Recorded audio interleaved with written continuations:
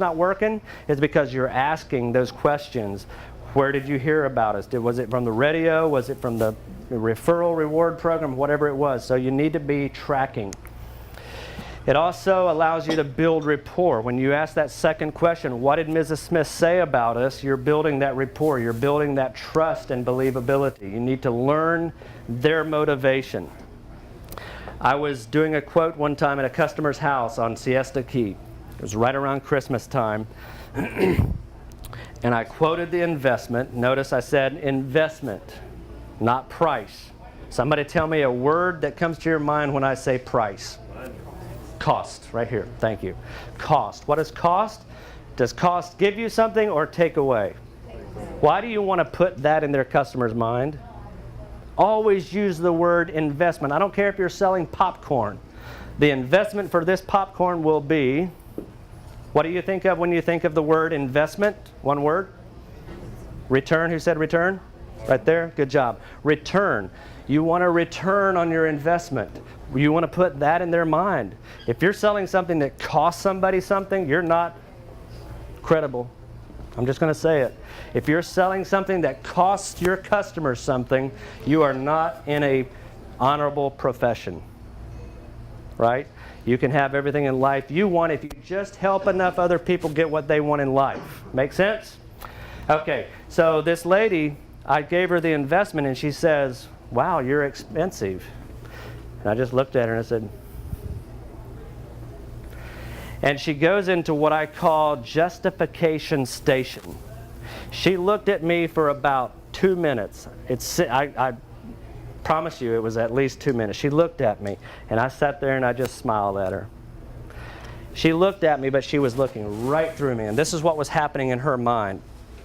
Okay, am I going to put this on the credit card, MasterCard? I've got to pick up my kids at 3 o'clock. I wonder what my husband would say if I do this. And just, she was justifying everything.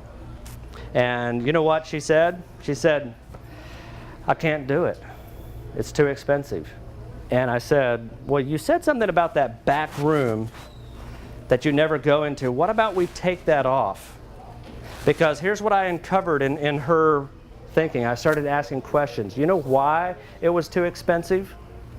Because she was scared that if she invests this money, she won't have enough money to buy Christmas for her kids. Right? And so when you listen and you say the back room that nobody goes into, let's take that off. Now you have money in your pocket. You know what she said? Okay, let's do it. Simply because I listened and I learned her motivation.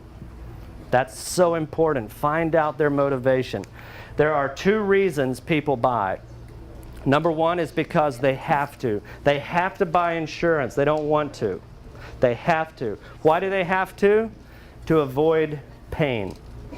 That's why they buy that. Let me ask you a question. Why do people buy sports cars? Do they have to buy a sports car? Why couldn't they buy just an economy car? It's just getting from one point to the other. No, because they want to. Why do they want to? Because it helps them gain in some way in their mind. You have to learn, is it a have to or is it a want to? Now travel is probably more of a want to, so there you can kind of splash it up with excitement. A have to, you have to learn their motivation. Why do they have to? What are they scared of? It's so important. Open a dialogue. This is where you start asking questions. All right?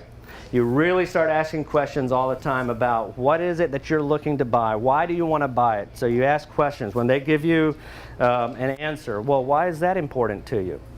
I once did a sales call, and the only thing I purposed in my heart to ask questions. That's all I did. Hey, Mrs. Smith, it's a beautiful day, isn't it? I always just ask questions. Did you know you sound more intelligent when you ask a question rather than when you say a statement? Don't I? Right? Always ask. Selling ain't telling. Selling is asking a question. Open a dialogue. Build credibility. How do you do that? You position your company as a company of choice. 114 years? Are you kidding me? You have credibility right there. You have a reputation. You have a mission statement. You have all of the things that make your company stand higher than the others.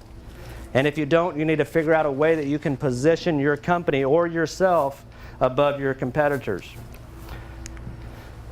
Establish trust and believability. If you have client testimonials, if you have facts and figures, just the fact that you're 114 years old as a company says a lot about your company. So you need to establish trust and believability.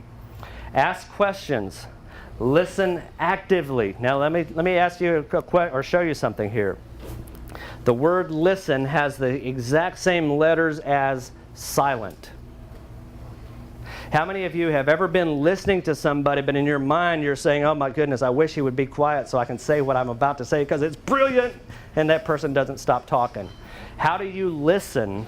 Are you silent when you listen? Are you really intently listening to what that client has to say because they're telling you something that's important to them for you because they don't want you to sell them something, they want you to help them buy.